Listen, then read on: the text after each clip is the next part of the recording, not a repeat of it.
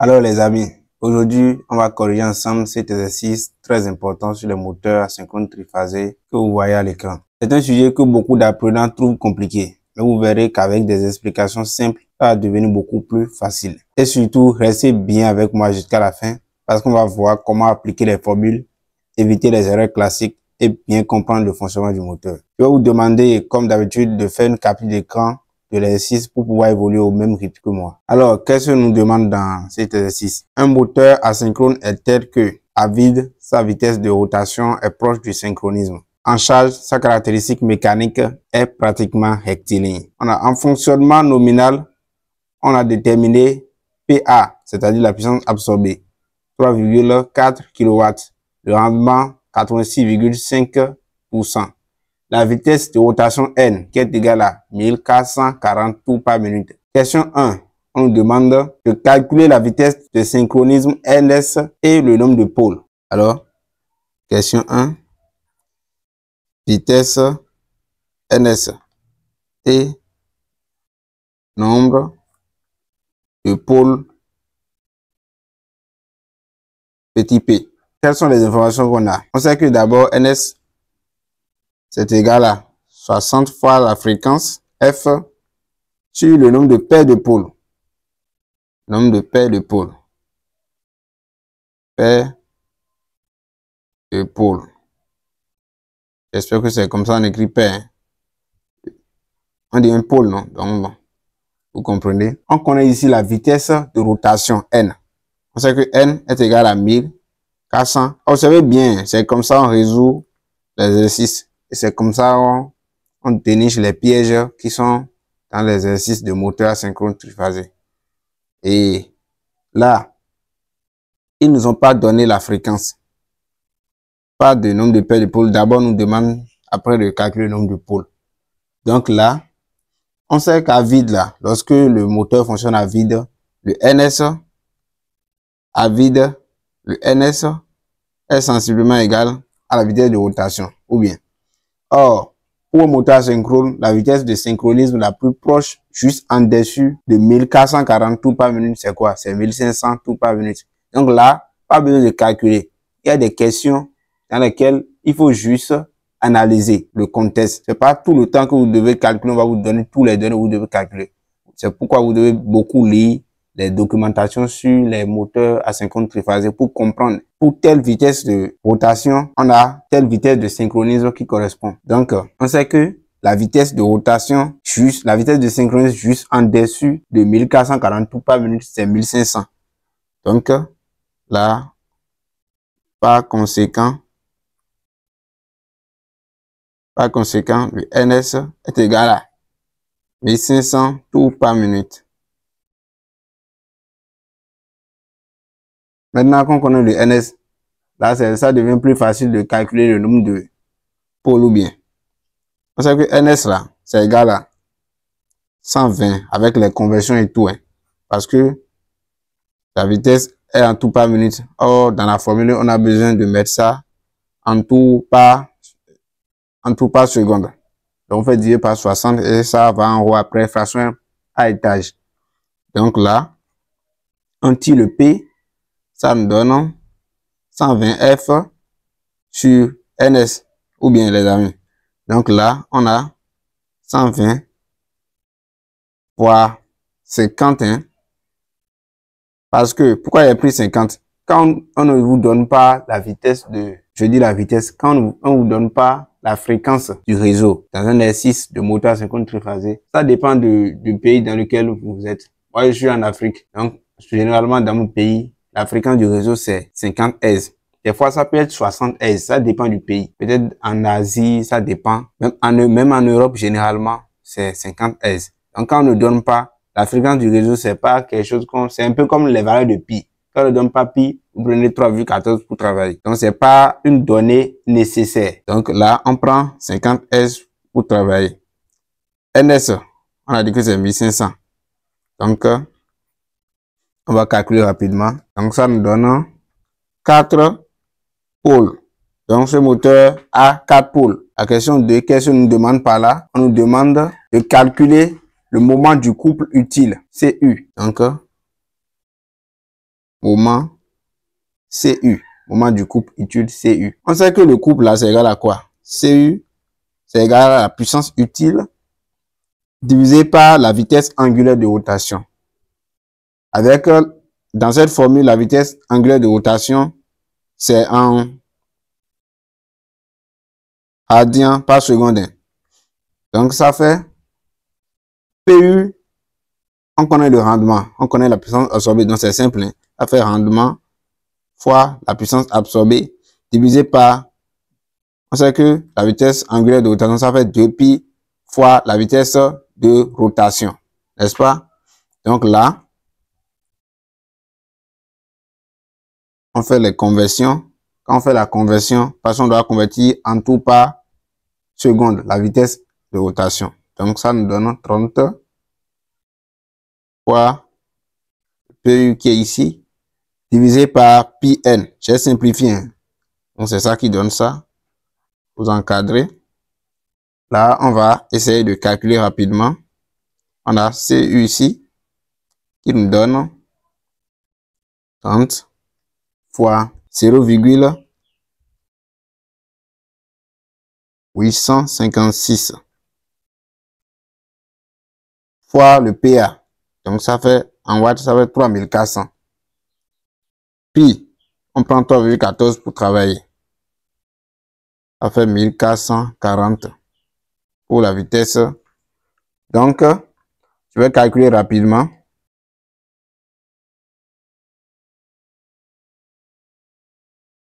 Donc, après calcul, le CU, le couple utile, nous donne 19,51 newton point mètre. Le couple utile, c'est en newton point mètre. J'espère que vous savez ça. Alors, si vous trouvez ce qu'on fait compliqué, s'il y a des notions qui vous manquent, peut-être notifiez-moi ça dans les commentaires pour que je vous fasse un cours complet sur les moteurs asynchrone triphasés. Donc, on continue. Question 3. Là, ça devient intéressant. Il nous dit de déterminer l'équation de la caractéristique mécanique de la partie utile du moteur. Donc, caractéristique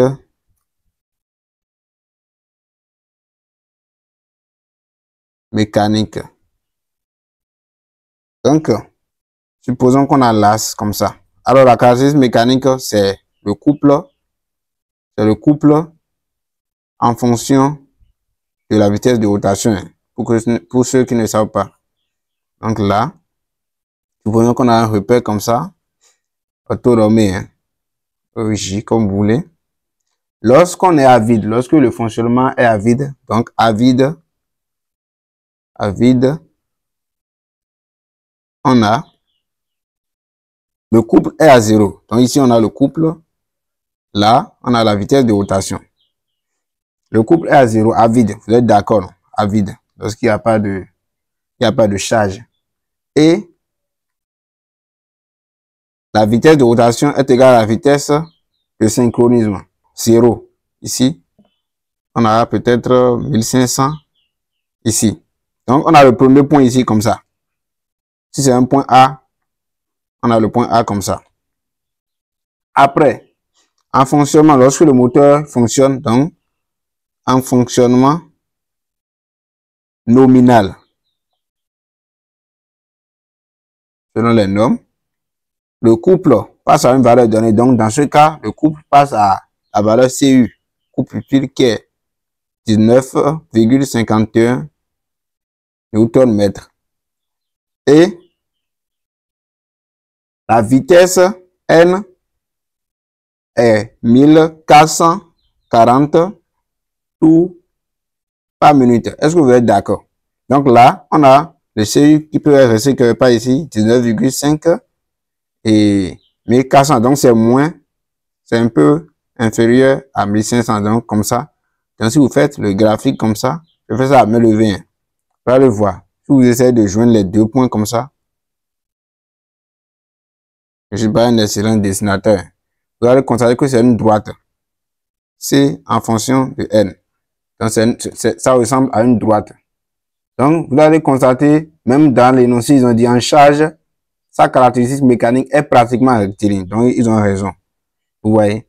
Donc, c'est sur cette base-là qu'on va essayer de déterminer la caractéristique mécanique. Je vous rappelle que la caractéristique mécanique d'un moteur asynchrone est de cette forme. D'abord, c'est le couple en fonction de la vitesse de rotation. La caractéristique, c'est une droite. L'équation d'une droite, c'est quoi? A1 plus B. Donc, dans ce cas, le Y, c'est le C. Le X, c'est le N. Donc, ça fait AN plus B. Donc, on a la formule, c'est la formule qu'on va utiliser. Donc, là, maintenant, on va déterminer quoi? Le A et le B. Donc, on va voir rapidement comment on peut déterminer ça. Donc, on va faire quoi là maintenant? Déterminons A et B. On va déterminer A et B. Ou bien. Donc, on sait que lorsqu'on est en fonctionnement à vide, on a le couple qui nous donne ça. 1500. Le couple, ça donne 0. Donc, ça donne 1500 fois A plus B. Parce qu'on a dit que c'est sous la forme de AN plus B. Donc, à vide, c'est ça. Vous êtes d'accord, non? Là, maintenant, on peut noter ça 1. Et après, on sait que en fonctionnement normal, le N est égal à 1440. Donc, plus B qui nous donne le couple elle-même. 19,51. On peut noter ça B. Donc, résolution de système d'équation. On va utiliser rapidement la méthode d'addition. Bon, on n'est pas ici pour faire les mathématiques. Hein. Donc, rapidement, si on essaie de multiplier cette ligne par moins, ça nous donne la somme. La méthode d'addition, ça fait moins 1500 A plus 1440 A moins B plus B, ça fait 0. Là, ça fait 19,51. N'est-ce pas? Donc, ce qui nous donne ici, là, ça nous donne ici, je crois que ça fait 1500 moins 1500 plus 1440. Donc, ça fait moins 60 qui est égal à 19,51. Moins 60 A, hein, excusez-moi. Donc là, on a le A qui nous donne, je vais calculer rapidement. Le A nous donne moins 0,325. Donc c'est normal, hein? Le coefficient directeur, c'est négatif. Allez constater au niveau de la caractéristique de notre droite ici.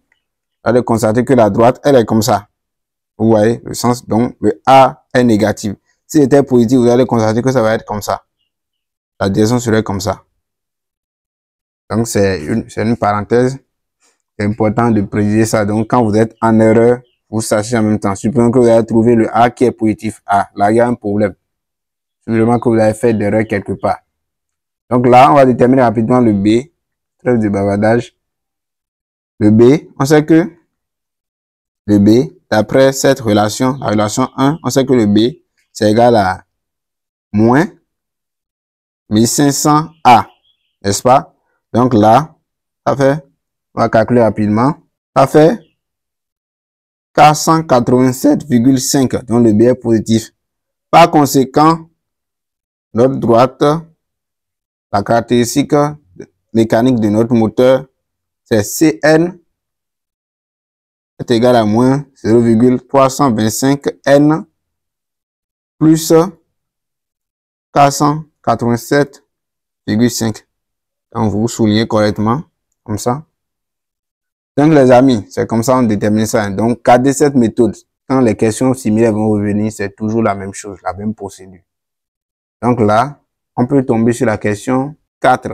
On nous demande quoi? Dans un fonctionnement à charge réduite, le glissement vaut G égale à 2,67%. Donnez la vitesse de rotation N. Donc, on nous demande vitesse N. Donc, charge réduite, fonctionnement à charge réduite. Donc, c'est un autre fonctionnement, un autre mode de fonctionnement. On réduit la charge et on dit de déterminer la vitesse. Donc là, on nous a donné le glissement. On sait que le glissement est égal à NS moins N sur NS. Alors, le NS, ça ne change pas. Hein. Le NS, c'est la vitesse à vide, la vitesse de synchronisme. Vous voyez? Donc, ça ne change pas. C'est le N qui peut varier en fonction de la charge. Donc là, si on veut tirer le N, ça fait quoi? Ça va nous donner le NS facteur de 1 moins le glissement. N'est-ce pas? On vous encadrer proprement. Donc ça nous donne NS N égale à NS 1500 facteur de 1 moins glissement. Glissement égale à 2,67%. Donc on calcule rapidement. Ça nous donne, oui, si je ne me trompe pas. Hein. Ok. Donc bon, on n'a plus de feuille, on va changer de feuille rapidement. Donc les amis, après calcul, le N nous donne 1459,95 tours par minute. Alors là, il faut convertir parce que c'est pas normal que la vitesse soit en chiffres décimaux, en nombre décimaux. Donc là, si on convertit rapidement, ça peut nous donner quoi? 1460. Et ça, c'est beaucoup plus cohérent que ce qu'on a obtenu. Donc, lorsqu'on réduit la charge, la vitesse, elle augmente de 20 tours par minute. Question 5. On nous demande de déterminer le couple utile et la puissance utile. Donc, le couple utile dans ce cas, hein, lorsque le moteur fonctionne à charge réduite. Donc, couple CU et puissance PU. Donc là, qu'est-ce qu'on peut faire? On sait que l'équation de la droite là, la caractéristique de ce moteur, c'est, on a trouvé, je vais jeter un coup d'œil rapidement, on a trouvé 0,325 N plus 187,5. Donc là, qu'est-ce qu'on va faire? On sait que c'est le N qui varie. Là maintenant, la variable, c'est le N. Vous voyez? Donc là maintenant, on sait que c'est le N seul qui a varié. Donc pour calculer le couple, c'est facile. Donc le nouveau couple CU, ça fait quoi? Donc, comme on connaît la nouvelle vitesse de rotation, ça fait 0,8 fois 1460 plus 487,5. Donc le CU nous donne, on calcule rapidement. Le CU nous donne 13 Newton mètre. Vous voyez là. Donc, après ça, on nous demande le PU. PU, ça fait quoi? Le couple utile fois oméga. Donc là, on peut tirer rapidement avec la conversion tout et tout. Ça nous donne PU qui est égal à CU fois pi n sur 30. Vous êtes d'accord, j'espère. Donc là, bon, vous encadrez. On calcule rapidement. PU est égal à CU 13 hein, fois 3,14 fois 1460 divisé par 30. Donc le PU nous donne, on calcule rapidement, le PU nous donne 1986,57 watts. Question 6 maintenant. On dit le couple résistant de la machine entraînée prend la valeur CR égale à 22 Nm. Calcule le glissement. Donc on nous demande le glissement. Glissement G pour CR égale à 22 Nm. Donc la machine que le moteur veut entraîner a un couple résistant qui est égal à 22 Nm. Donc on nous dit de calculer le glissement dans ce cas. Comment on peut faire? On sait que le glissement, la formule de base, on rappelle la formule de base, c'est NS moins N sur NS ou bien. Donc là, qu'est-ce qu'on va faire? On connaît maintenant le couple. Donc c'est un peu l'inverse. C'est un peu l'inverse de ce qu'on a vu tout à l'heure. On connaît maintenant le couple, mais on ne connaît pas la vitesse de rotation. Donc on part toujours de la caractéristique du moteur qui est égal à, oui, plus, comme ça. Donc là, on connaît le C. On va essayer de tirer le N. Le N, ça nous fait quoi? Ça nous fait moins 487,5 divisé par moins 0,325. Donc on a pris le feuille, on change de feuille rapidement. Donc là, on a le N est égal à 22 moins 487,5 divisé par moins 0,325. On va calculer rapidement. Donc le N nous donne 1432,30 tours par minute. Donc bon, vu qu'on veut utiliser ça pour calculer le glissement, si vous voulez, vous pouvez laisser ça en nombre décimaux comme ça. Mais si vous voulez toujours, vous pouvez convertir ça. Tant que le nombre après la virgule ne dépasse pas 0,50, vous maintenez la partie entière. Donc, on a N égale à ça. Donc, le glissement, on donne 1500 moins 1432 sur 1500. G, ça nous donne.